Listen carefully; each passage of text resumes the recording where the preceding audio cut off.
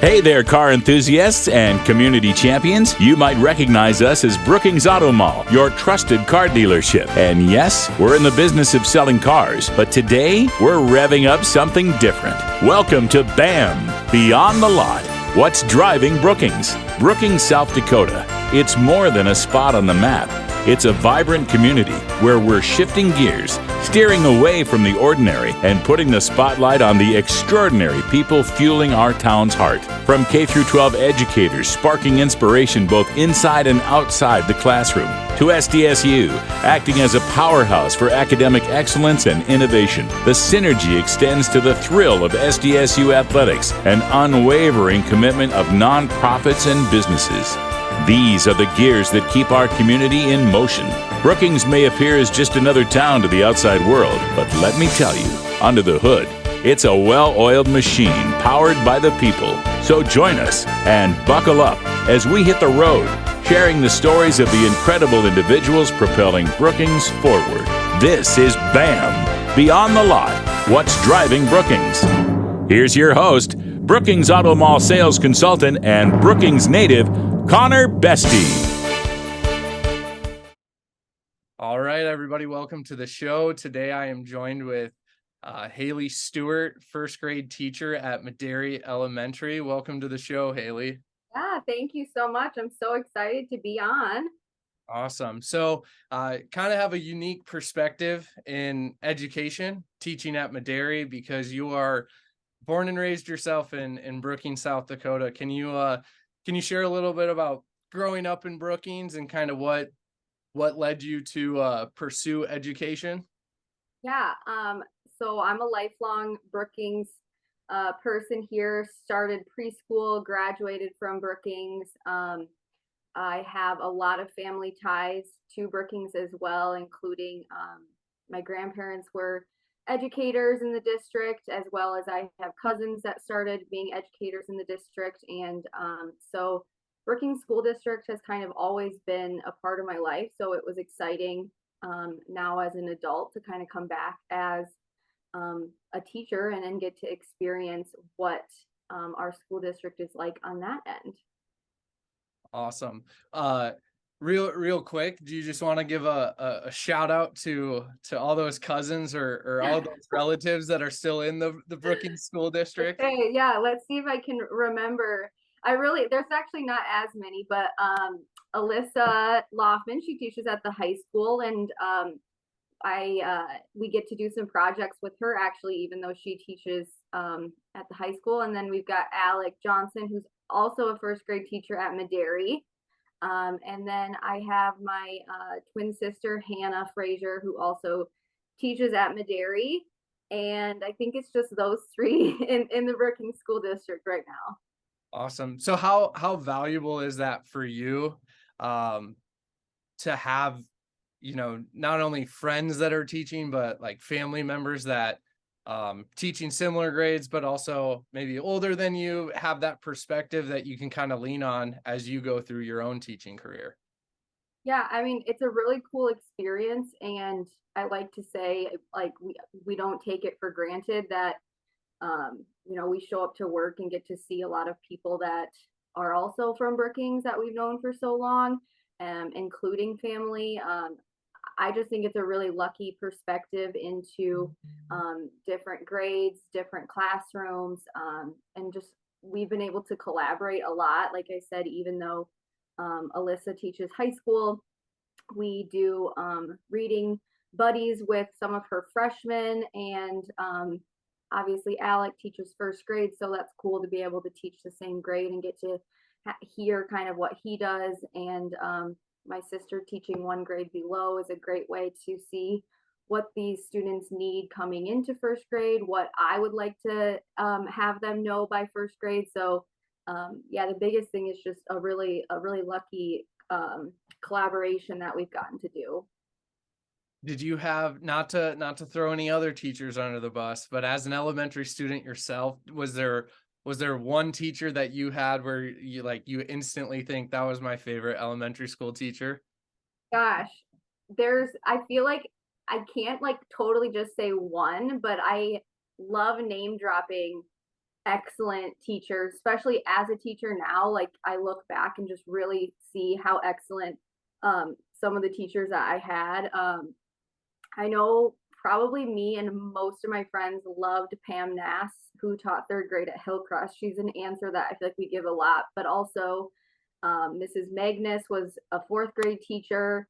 I had my own first grade teacher was Mrs. Shamp at Central, and she came to my high school graduation. And a lot of these teachers I actually like have on Facebook now, so it's really crazy to see like my first grade students and know how much of an impact I can have on them, looking now at my own teachers and knowing them 20 some years later. Crazy time. Awesome. And then obviously the last school, like the high school, anybody that stands out? Mr. Binkley would have been my favorite teacher that I had attending the high school, but really I don't have any like negative well, obviously I don't have any negative feelings toward any of my teachers. I loved Mrs. Becky Eklund. I really enjoyed our principal, assistant principal, Denise Perry, my music teacher. Yeah, I loved going to high school in Brookings.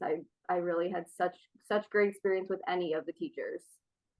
Yeah, hopefully that doesn't get us in trouble for not specifically mentioning any other teachers, but yeah, there's so many, you guys. It's been like it's been a while. I'm at 10 years now, so yeah, and I just had my 10-year high school reunion yeah, this last year, exactly. so it's tough, but there's so many good teachers, and so Yeah. a lot of times it seems like it steers towards whatever your favorite subject is. That kind of became your Yes. And favorite teacher. that's very true. I mean, I originally had majored to be an English teacher, so that's probably why senior English, the last English class I had as a K-12 student was Mr. Binkley, but he made writing papers really fun, and that's not always something that it can be done easily. Yes. Awesome. So then you graduate, and then what was the next step in your educational journey? Yeah, like I said, I actually majored in English education at SDSU for my first year, and then very quickly realized I wanted to do elementary education instead. I love English to an extent, but that to kind of just see how much English you were going to have to take kind of led me back to well, let's go ahead and see what a lot of my family members have done in Brookings. And I transferred to Dakota State University in Madison, and kind of right off the bat just knew elementary education. And then I also majored in special education, was kind of the path for me, and really enjoyed DSU, and had a great experience with all the classes there. Then what was it like going from, I guess when you're finishing up at Dakota State, you finally get to the student teaching part. What was that experience like before you had your own classroom and you're a full teacher, where it's like, hey, before you graduate, like you're now leading the class, but also having that other educational professional, that other teacher in the room to kind of help guide you through that. What was that experience like? Yeah, and I mean, I guess kind of backtracking to professors at DSU. I lived in Brookings the whole time I went to DSU, and I actually substitute taught through all from my second year of college until I graduated. And if I could give like any tip to an educator that wants, or somebody who wants to become a teacher, would be to get in the classroom as soon as possible, because as soon as I substitute taught, I loved it. But it gave me so much experience so that when I had student teaching, it wasn't this brand new thing to stand in front of, these students and teach. And a lot of people say that, that's a intimidating or a scary thing to do, but I think if you're passionate about it and it's something that you enjoy, it really is just kind of something that you show up and you don't even really think about it when you love doing what you do. But I student taught at Dakota Prairie with Julie Lefevre, and then I also student taught for my special education degree with Mrs. Monica Demaray at Camelot, and she's retired now. And then I also student taught special education at the high school with Ursula Garrett. So I got kind of K2, I got our intermediate school, and I went to the high school for student teaching. So I got to see kind of lots of different ages, and yeah, I loved student teaching. I had a great experience and met tons of the teachers in Brookings. Awesome. What was it like going from, so did you feel pretty confident then when you're done with school and interviewing? Were you pretty sure you're like, hey, I want to stay in Brookings, so it's just a matter of interviewing for the jobs that opened up in Brookings? You know, that was kind of something that was hard as somebody who lived in Brookings my whole life, and graduating, I debated really wanting to try something new, especially since I did my student teaching in Brookings. And so I went back and forth on, should I move? But we have so much family in town that I decided that I was going to go ahead and apply to the schools that just kind of surround Brookings, so that I could still live in Brookings, but be able to experience something new and in my kind of start of this career. So I actually spent the first 3 years of my teaching career in Elkton, South Dakota, teaching. I taught first and second grade combination room, and then just first grade in Elkton. So I really, really enjoyed my time in Elkton. It was so cool to see such a different dynamic than some of our bigger schools here. But I very quickly kind of realized that, Brookings is going to be the school district and the home that I long-term want to teach and stay in. So I was excited to kind of take what I had gotten from Elkton and be able to come back to Brookings, and it's just been a joy since I started teaching in Brookings again to be back in the district.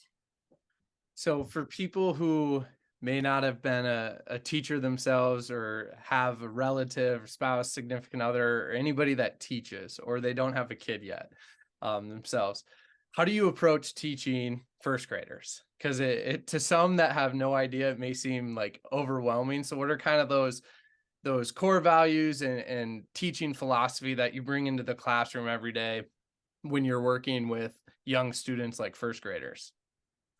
I think for me, the biggest word that comes to mind when teaching my first graders is like comfort, being able for them to come in and be comfortable with learning, because then I think that aids in them wanting to learn. Another part that goes hand in hand is, as much as possible, making learning fun. And when I feel like when you can create a space, or you can be a teacher that invites first graders to come in, have a comfortable space, an environment that they know that they're not being judged, that they're being welcomed to ask questions, learn things, and also make it a fun relationship and dynamic between you and your students. For me, I feel like that gets them the farthest when we are learning things, is right off the bat, those first few days, first few weeks, is just really trying to make sure that they know that those are the key parts of our first grade classrooms, that they're comfortable there, and we're here to learn, but also to have fun while doing it. Could you give us a few examples of just day to day, like what happens in Miss Stewart's classroom that makes it fun? I always like to say, parents or guests, feel free to pop into classrooms anytime and get to see it, because for me, I think it's one of the most hilarious and just heart fulfilling careers And yes, I may be a little biased, but we always start off the day with doing those things like attendance and lunch and things like that. But one of my favorite things is also we do a little dog or cat meme feelings check-in, or how are you doing today, and they look at the picture of the dog or cat in a certain feeling, and they kind of say, I feel like the number 6 cat, I'm so tired today, or number 3, I'm happy, or just getting to hear about how they're doing throughout the day. But then some other things is just between subjects or between times where we're transitioning, I always want to make sure I'm trying to take a chance to have conversations with each of them. Throughout the day, my goal is to make sure that each one of them gets some sort of comment, question, some sort of one-on-one conversation with me, because that always helps them feel like they are appreciated and they're wanted there. And I'm so excited that they're there, which is true, but making sure that my actions also show that that's what I'm thinking. Because the more that they want to be there, the more that we're going to get things accomplished. That's awesome. So you brought up cat memes. So I'm going to use that to transition into, so obviously you have a big passion for animals. Where did has that always kind of been there? Did it start when you were younger? Where did that kind of love for animals start for you? Yeah, I think I've always just been an animal of person since I was a little kid, grew up with pets my whole life. But it really wasn't until kind of as a teenager, I guess I volunteered at the Humane Society. I would ride my bike there almost every day and hang out with the pets. So that was kind of my first experience with like maybe animal rescue. But as an adult, I was excited once I was able to kind of graduate and start my teaching career to, in my free time, really kind of dive into animal rescue. So I work with a rescue in Sioux Falls, and I run their social media. And so it was exciting to start that. And then I started fostering dogs and cats through them as well, and just learned so much about how much work and passion and it just like heart-wrenching emotions and stuff that go into people who work in rescue. So I right off the bat, when my first year of teaching, I wanted to make sure that I would always kind of do something that would support or be a part of the rescue. So each year I've had my class do something for the Brookings Humane Society. But this year I was excited to be able to kind of go one extra step and ask them if we could come and visit and read to the cats. So it was really cool for me as somebody who really appreciates what goes on at the Humane Societies and rescues in general, to also take my job and my passion of teaching with these students and kind of combine them together and see just how cool it was. Okay, so much to unpack here. So for those that may not know, you were teaching the reading and writing, kind of that was the lesson plan. And so you kind of had this idea to have those two different passions, your passion for teaching, where you're doing reading and writing, your passion for animals, kind of collide in your classroom, and you plan this trip. Can you talk about like what steps did you have to go through? That so a lot of people will see this and be like, oh, that's a great story. What's kind of like the back end work that you had to do? What conversations did you have to have with your principal? What approval did you have to get? Like parental, like signing off on it? Like what does that all look like, so people can like fully grasp how much like extra work that creates for you to kind of bring this experience to life? Yeah. it seemed like such a small kind of trip, but there was a lot kind of background to it. It started a little over a month before the date, and me and another teacher, Mrs. Gehring at Medary, I pitched her this idea, and I said, I kind of have a crazy idea, but I really want to bring my students to go read to the cats at the Humane Society. They have these cat rooms. Um, there's so much research about how beneficial it is for kids to be able to read to an animal.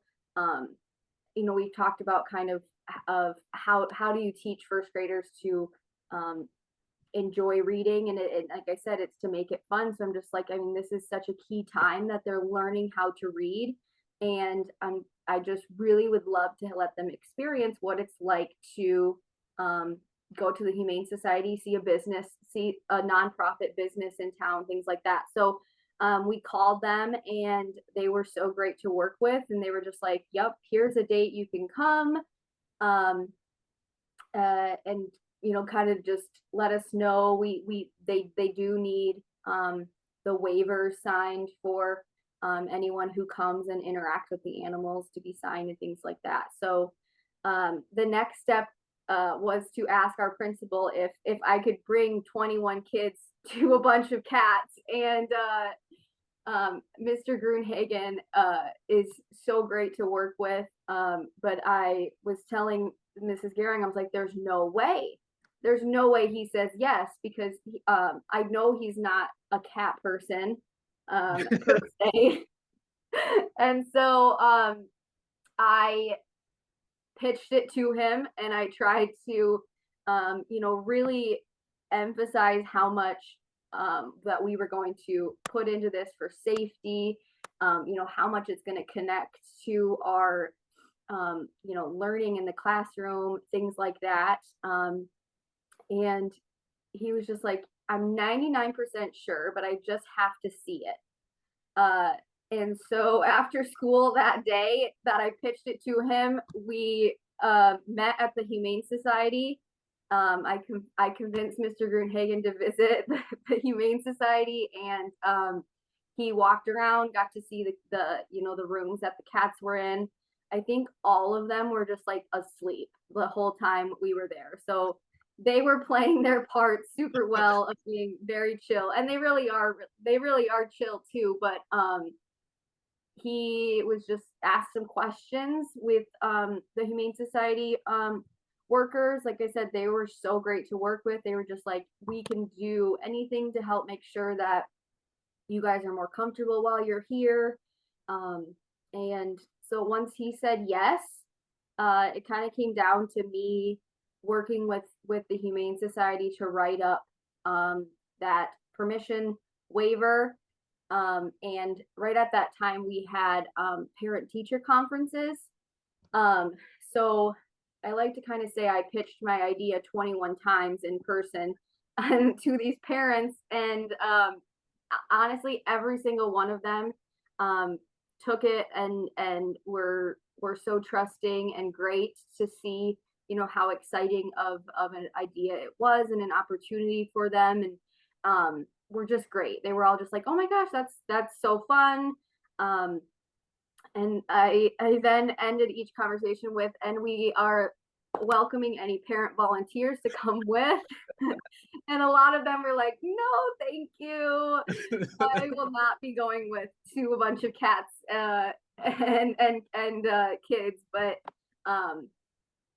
some of them were very great, and said that they would look into it and stuff like that. So it ended up being a really wonderful kind of conclusion to this whole beginning. Like I said, I started it with, I feel like there's really no way that this can be done.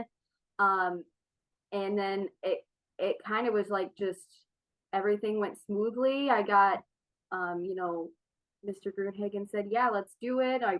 My students' parents said, let's do it. And the date was set. And so it was a couple weeks away. And that's kind of when I first broke the news to the class that, hey, we are going to be going on a field trip really soon to go read to the cats at the Humane Society.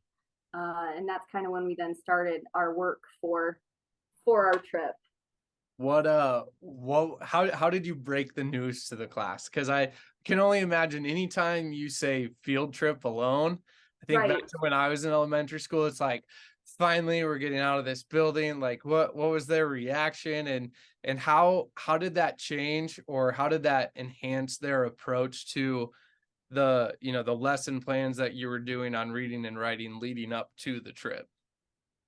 Kind of going back to just how fun it is to be a first grade teacher. Breaking the news to them, they were obviously like so excited. There was like screams and claps and just so excited. And I remember just being like, okay, calm down. And right away there's hands being raised, and they're like, are we going tomorrow? It's tomorrow. And I was like, no, 2 weeks away. And that was usually followed most daily with just like, when are we going to the cats? When are we going to the cats? It was, is that today? Still, they were so excited about it, and they wanted to go like as soon as possible. It was very hard for them to wait. But once we started the projects, it was so heartwarming to see their reactions and thoughts to, we did kind of this whole exciting little draw for what cat that you got to write your story about, because it was they wrote a story about an adoptable cat that was at the Humane Society at that moment. And so I just shuffled them up and randomly called names, and would say, all right, you get, and say the cat's name. And every single time they just were, oh my gosh, look at this cat, it's so cute, I want it. So it was really sweet to see how excited every single one of them were to write these stories. Did anybody end up writing a story? Maybe they're similar to Mr. Gruenhagen, where they're not cat people, where they ended up writing a story about a dog that was there. We did have a couple that wrote about dogs. I had one that the dog's name was my student's name, and I was just like, this is so fun. So he wrote about that dog. And then I have another student who was allergic to cats and was going to be doing a dog project at school. And so then she wrote about one of the dogs that was up for adoption. So we did have a couple dog stories. My class is so nice that they all love dogs and cats. It seems like even my student who was allergic to cats, she's still just like, I love cats, even though she cannot be near them. And so they were great at being excited about kind of whatever animal they ended up getting. So so the story that they wrote, were there any like really creative or unique, or as like a teacher you're just like, oh my gosh, that is brilliant, coming from a first grader? I wasn't expecting those stories. So many. We started it off where after they got their picture, they got some time to look at their animal, and I called them up one by one, and I was like, what are you thinking that you would like to write your story about? Let's kind of brainstorm together. And yeah, it was amazing to hear some of the answers come out. A few of my favorites was that one cat's story was that it got adopted by the richest family in town and now sleeps on a throne at night. We had one that was a superhero cat. It jumped from house to house looking for crimes to solve.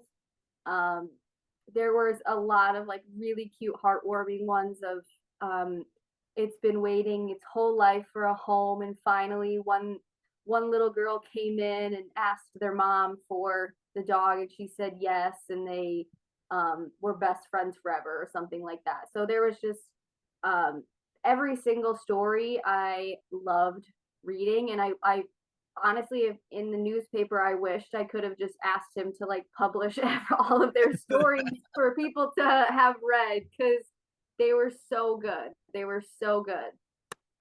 Awesome. And what I think is so unique about this project is that it's like you can teach some really advanced concepts to first graders, because like I'm guessing you had to explain, this is the Humane Society, these cats, these dogs, they don't have homes. Like, what was it like kind of teaching them those lessons, and how like receptive were they? Were they, maybe they couldn't articulate that they understood, but like they understood what those pet situations were? Yeah. Um, I loved the project because it touched on it, or it had so much of reading and writing. But also we did some moments where we just learned about cats and dogs in general. We talked at the end of each day, as it got like closer to our date, I should say. So not every day for 2 weeks, but as it got closer, we at the end of the day, I would just say, what are some things we should know about handling cats or handling animals in general. And I think that was something for me that meant a lot, is to see how all of them raised their hands and just knew all these really cool, respectful skills to handle animals. And so we kind of prepped to make sure they knew what to do when we got there.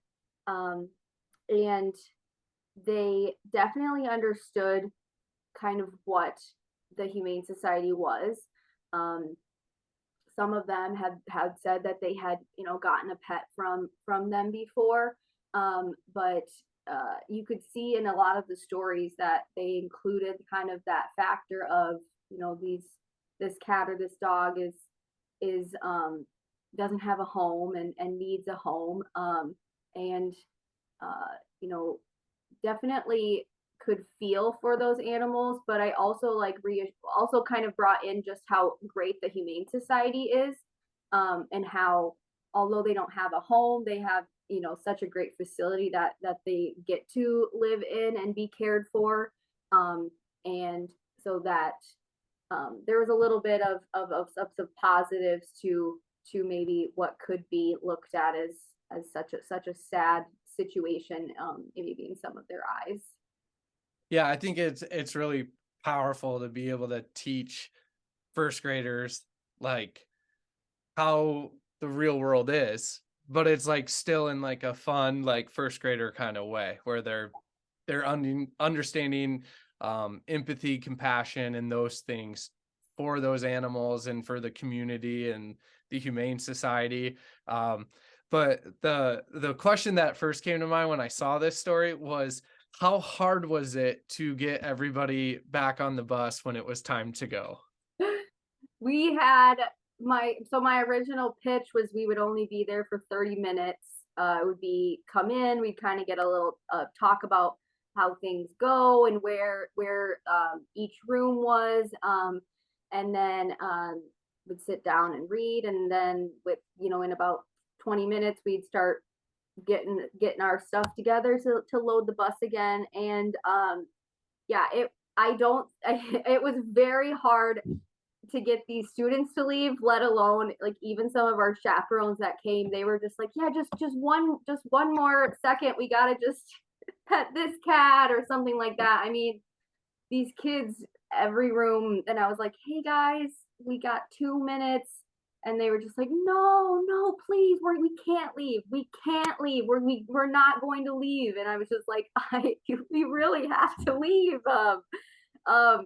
So I guess for me, I think this is really funny, but we took a group photo at the end of our visit, and there's like multiple students who refused to smile because they were so sad that we were leaving. I mean, they were just like just had that face. And I understood. I mean, they loved it. They just were like, when are we going back? And even as the teacher there, it went by so fast. It felt like we were there for 5 minutes when we were there for 40 minutes or something. So yeah, that was a hard time, but they they did a great job of understanding that exciting things have to end, and we got to head back and stuff. So um we we went back to school and kind of debriefed a little bit, got to share some of the exciting times and photos and stuff. So that helped them kind of wrap up that exciting feeling that they had. So the following days, what was kind of, or even in that debriefing with them, like what was the feedback from the students? And like, did you get any feedback from the parents? And were the parents kind of shocked at how much their students enjoyed this trip? Or do you have emails from parents saying like, thanks, Hailey, because now every Saturday we're going to the Humane Society? No, thankfully not. This we went actually on the last day before we had Thanksgiving break. So I think that kind of let them maybe get a little bit distracted with the hustle and bustle of that holiday. That they all just had stories to share. Like I tried to take as many photos as I could, and looking through them, they'd shout out, be like, that's my cat, or that's, have the name of the cat, or that cat jumped over my head, or something like that they'd have some fun story about their time there. But thankfully I have not had any parents say that students are like begging them for a pet or something. I think we talked a little bit about kind of, how much work goes into, having a pet, and making sure that, that when you take a pet home that you're ready. But yeah, I think hopefully, hopefully it was more like they got their experience with cats, that they, didn't have to beg for one for Christmas or something like that. It was a perfectly timed trip, right? Right as you're asking for those Christmas presents. Yes. What has kind of been the story was in the paper. What was kind of like the broader, outside of your classroom, outside of the parents of your students, what was kind of the broader community's reaction to like, wait, what did you do? And what Yeah. that meant to you? It was really sweet. I mean, first off, I had no idea that we would um have such a large, piece in the newspaper.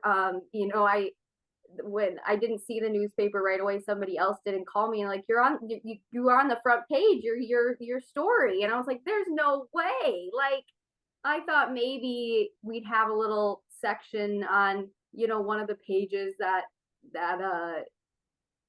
people might see. But so it was exciting, and the only thing that I felt was just I was proud of all the work that my students put into it, and that their story was shared to the community, because I think it told such a cool story that hopefully people read and kind of could understand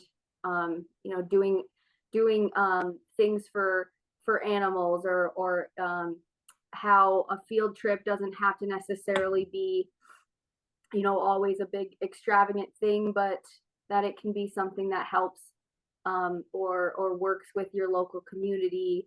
And hopefully it got some people to see how great the Humane Society is, and all the things they do. But yeah, it was really exciting. My students kind of walked around for a few days, and kind of had the term of we're famous. So they liked being in the front page of the paper. Oh yeah. I'm Oh assuming yeah. that's hanging up somewhere in your Yes. classroom. Yes, we definitely have it hanging up, and I took a photo of it, and I photoshopped a picture of each of them, so they all got to be front page, because like I said, I sent so many photos to the register because I was like, how do I choose? I mean, truly, if I could share so many of them, they were all some of the sweetest and just like heartwarming photos you could imagine. Um, and so I had told them, like, you guys, I promise, I sent so many, and I was like, you'll have to choose what you put in the paper because I can't. So we had, you know, two of our students that were on that front page. So I went ahead and made sure that they all kind of got their front page worthy feelings. And yeah, I mean, it still, you know, hangs up right outside our classroom door. And you know, the kids just still talk about it. Like, remember we were on the front page of the paper, Miss Stewart? And I'm like, yeah, we were, weren't we? That's awesome. So obviously, like, your two passions are teaching and animals, and you're able to combine them in a unique way. So kind of planning this, you probably knew it was probably going to be a fun experience for the students. What was there something that like surprised you or impacted you in a way where you're like, wow, I didn't think this was going to be the outcome of it, or like this kind of took me by surprise of how like impactful it was. Was there anything there that after it all happened where you're just like, wow, like Yeah, I mean, for sure. I think I kind of, for me, almost the whole experience, you know, looking back on it was kind of like, I did not think, you know, this would go, you know, just as smooth as it did.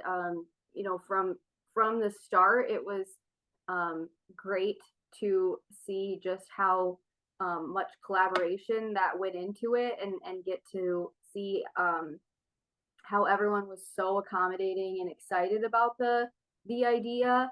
While we were there, I, you know, wasn't sure if it was going to be chaotic, if it was, you know, like as the teacher and the you know, person that's in charge of these kids. You know, I went through, you know, every possible scenario to make sure that everything went well. With also, you know, you know, worry a little bit that somebody isn't gonna like it or something. But just everything went so smoothly.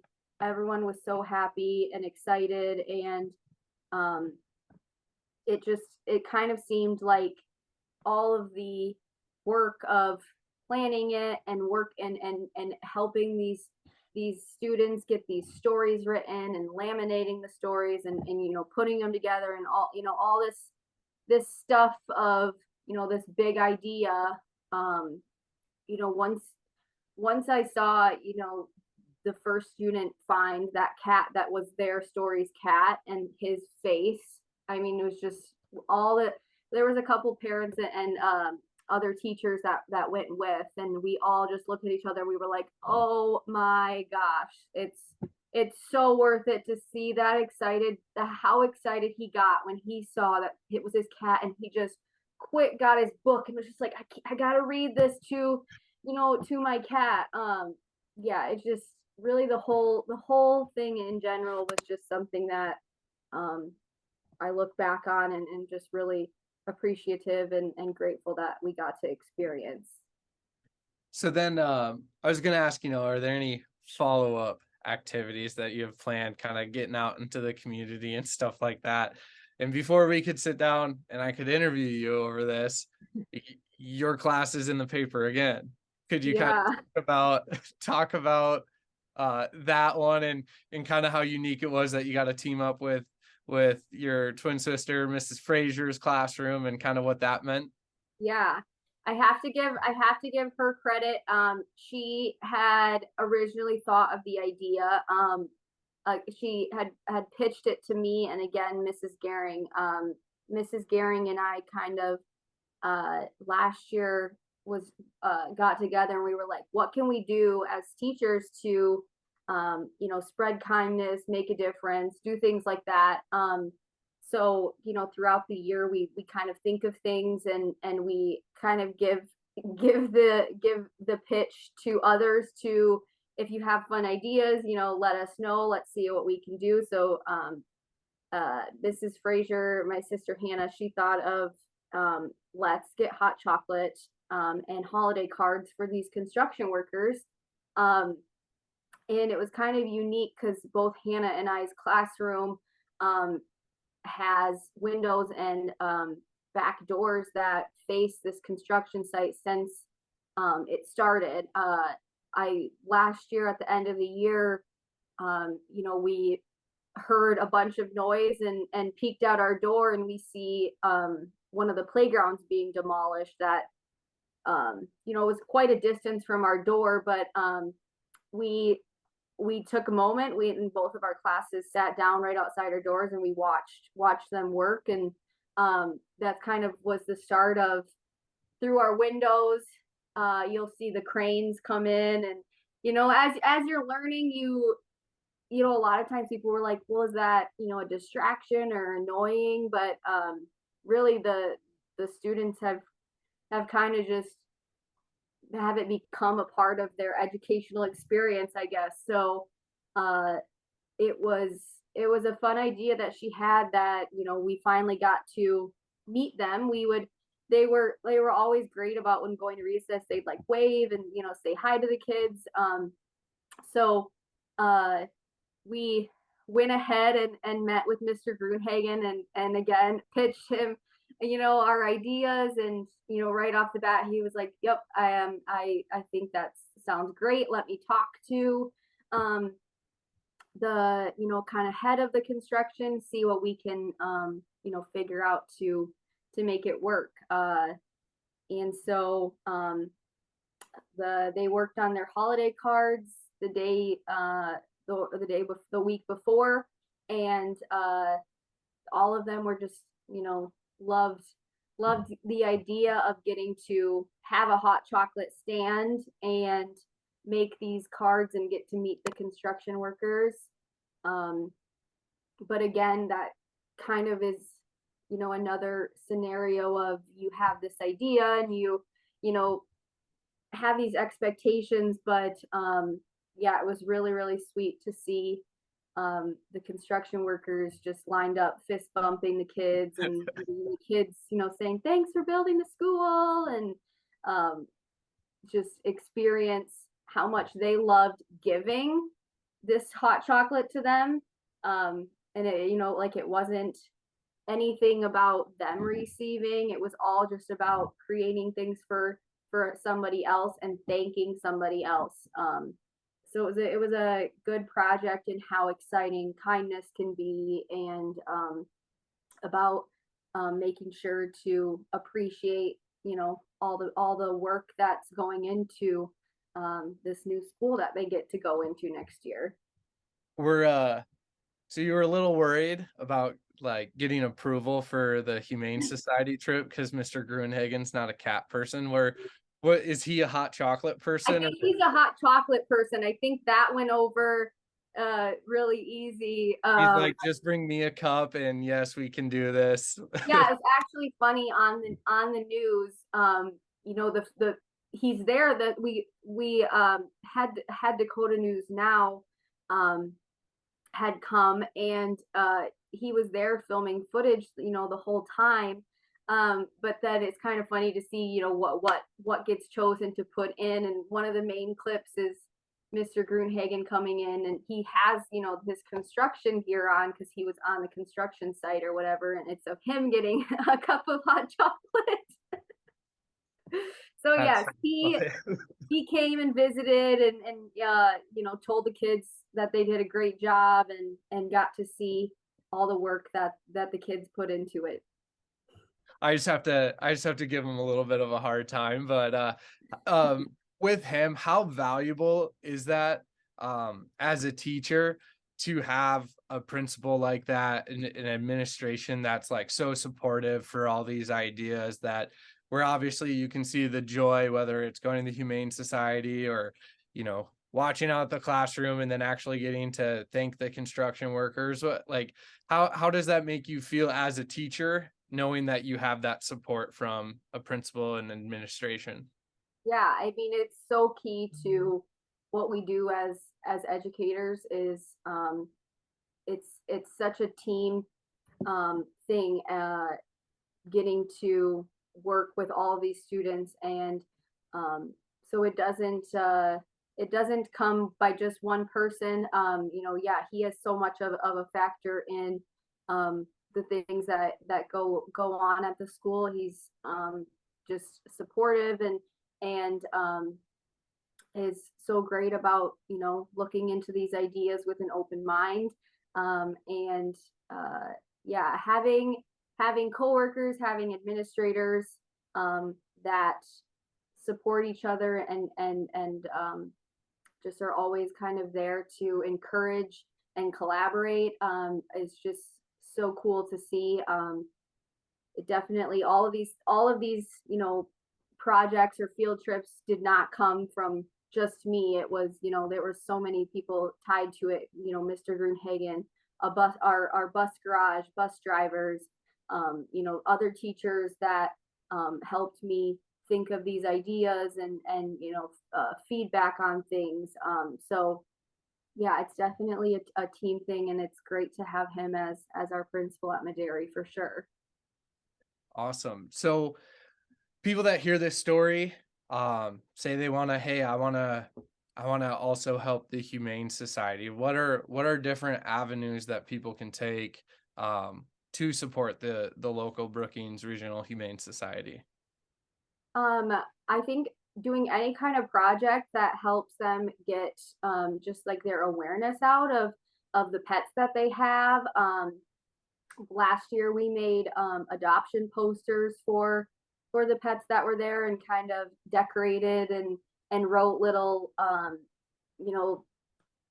taglines of adopt me and things like that, and gave them to the Humane Society. But I think there's so many different things, whether that's working with them to do an educational project for your students, whether that's maybe working to do some sort of fundraising, if it's a class project that makes treats for the cats or dogs or something like that. I think it's really cool to teach kids that we have a humane society, and that like you kind of said, those life skills of empathy, of caring for animals, and doing things just for the joy of doing them, of giving, of things like that. So yeah, I think there's lots of opportunities to get to work with, whether it's the Humane Society or it's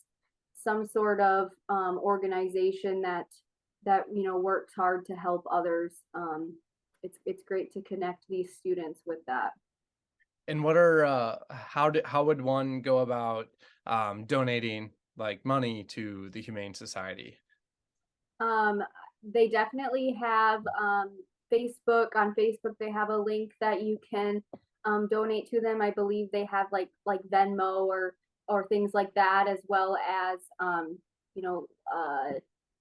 emailing them, messaging them to drop off something like that. For me, and in previous years, I did like I said, the posters. We've done dog treats. We did a donation box of toys and stuff like that, and just emailing them saying, hey, I have these things, can I drop them off? And every single time they have been great to work with.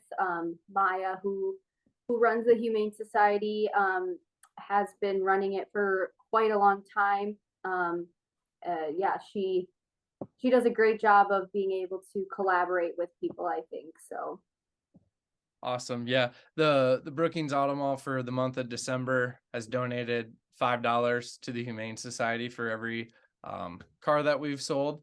But then I was saving this to tell you once we hopped on here together. So we're also going to make an additional $100 donation to the Humane Society, but it's going to be in the name of Miss Stewart's first grade classroom. So it might not be as newspaper famous as your students went crazy about, but we're also doing that as well. Oh my gosh, I really wish there was school tomorrow so I could tell these guys, but I'm gonna share the first day back for sure, that that you guys are doing that. They would be so excited to know that their project and stories and stuff inspired you guys to donate, and very thankful that you are including our class in that. So thank you seriously so much. Yeah, no, we'll make sure to create some sort of,